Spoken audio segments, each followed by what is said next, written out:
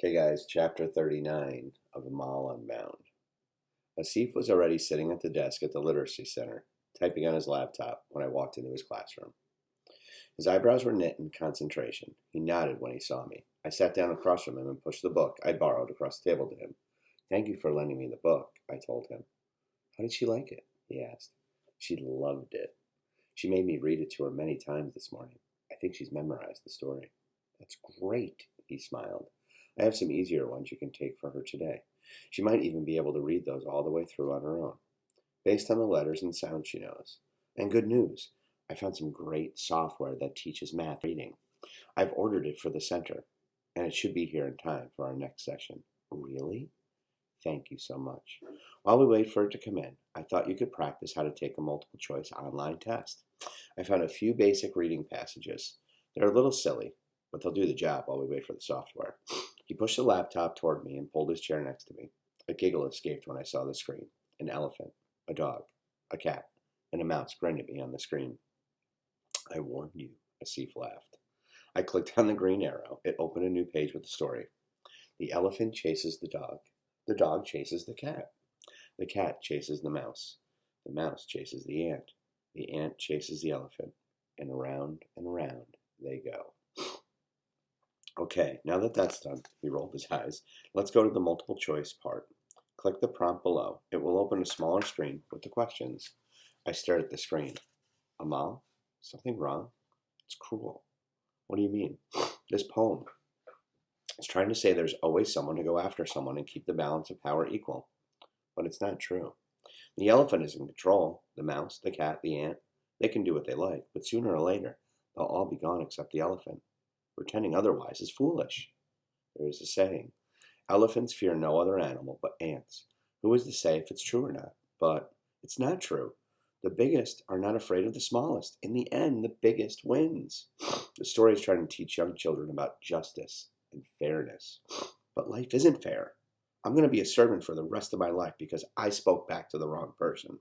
I will be indebted to him my entire life. I was going to be a teacher. I was going to go to college. All my dreams are gone because one person has the power to crush them. And guess what happened to the last group of people who tried to stop him? He burned their village to the ground.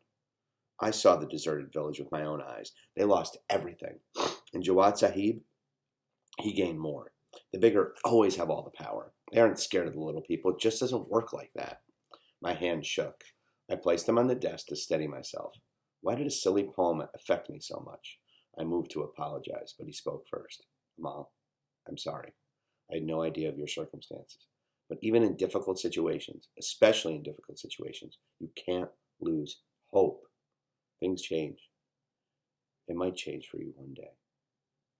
He said it with such conviction. He could have fooled me if I didn't know better. "My great-grandfather was a judge," he continued. "My grandfather was a lawyer. My father is a lawyer. He's argued cases in front of the highest courts. When I told him I wanted to be a teacher, he laughed at me. Then he threatened to defund my education. But I held strong. I found a way. I am the first one to be a teacher in my family. No one supported me. But I did it because this is what I always wanted to do. If I thought nothing would change, nothing ever would. I know the situation is different, but things can change, even when you don't think they will." "You're from a big city," I said. "It's different here." "That's not true. Things are changing in villages all over the country, even here." He hesitated before adding, "Especially here." He minimized the poem on the screen and clicked a new website, and he typed for a moment, and then a news story flashed across the screen. Salim Mushtag still missing as local landlord is investigated. A photo of Jawad Sahib stared back at me. "The son of a diplomat disappeared not far from here," Asif explained. "Apparently, he's one of quite a few to go missing around here. But considering who he is, and that election season is approaching, the police are forced to take it seriously, and they're looking into Jawad Sahib's possible involvement." I stared at the eyes gleaming back at me from the screen. "No one would have bothered to investigate a family like the Khans even a few years ago," Asif said. "But people all around the country are fighting the status quo. Things are changing." I hoped what Asif was saying was true, but I found it hard to believe. Asif couldn't understand how things worked here, and the absolute power a family like the Khans held in place, like ours.